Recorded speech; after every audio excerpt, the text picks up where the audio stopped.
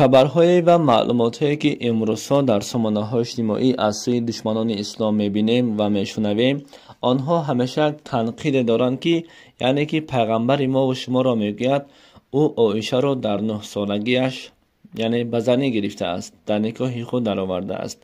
این تا کدام اندازه حقیقت دارد امروز بر شما معلوماتی پره می‌دهیم و از شما خواهش می‌کنیم که نوار ما را تا آخر با دقت خوب گوش کنید و معلومات پره عاید این موضوع با خبر شوید.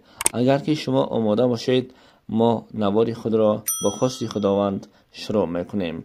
السلام علیکم و رحمت الله و برکاته برادران و خواهران عزیز.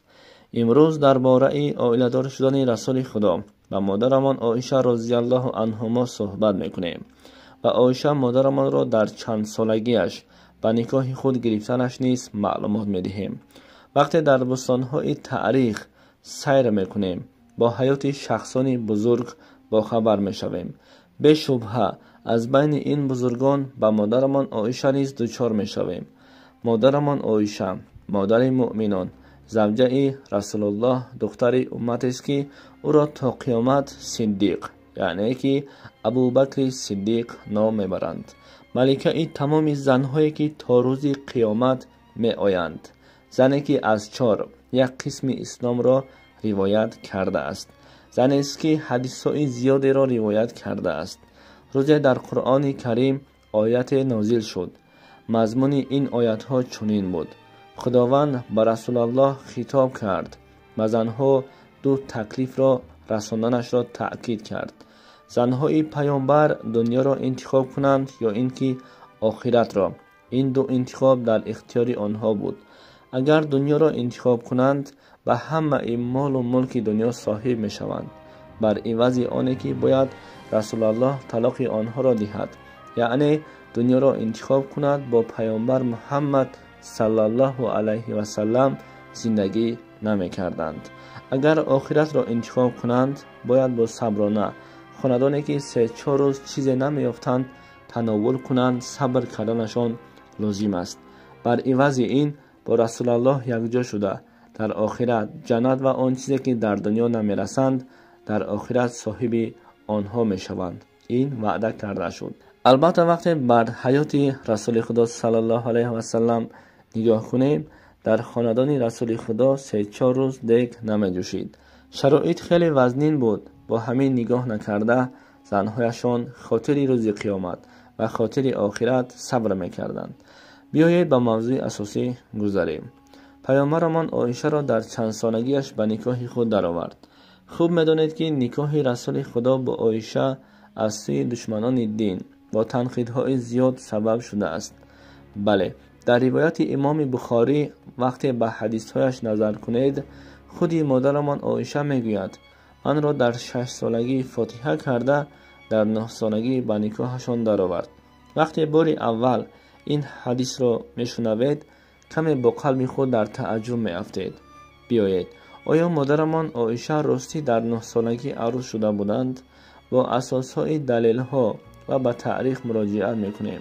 سردار مذهبمان امام اعظم ابو حنیفه رحمت الله علیه گفتند به سن و سال بلاغت رسیدن دختران 17 سال است و سن و سال پسران 18 سال گفتند.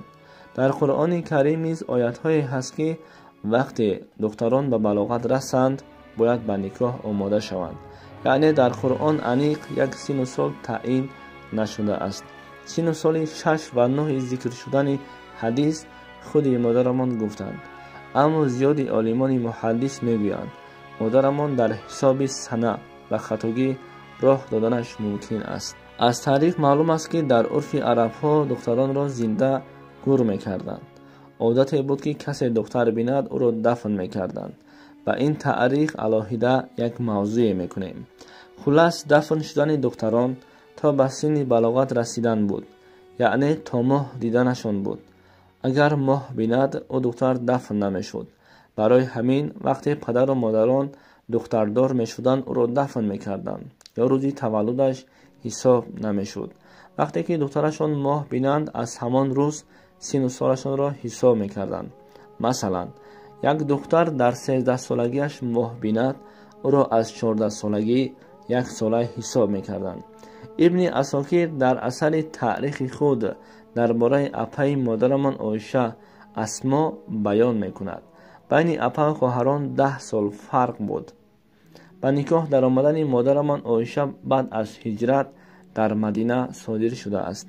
ابن اساکین میگوید وقتی اپای عایشه مادرمان هجرت میکردند تقریبا 27 یا اینکه 28 سال داشتند. دقت کنید، وقتی مادرمان عایشه از اپای خورد که 10 سال خورد است، پس او 17 سال داشت. همین خیل. از این برمی آید که مادرمان عایشه وقتی با رسول خدا بودند 9 سال نه بلکه 18 سال داشتند. مادرمان عایشه میگوید وقتی عقل خود را شناختم پدر و مادرم مسلمان بودند. در 5مین سال رسالت پدرم در خانه مسجد ساختند.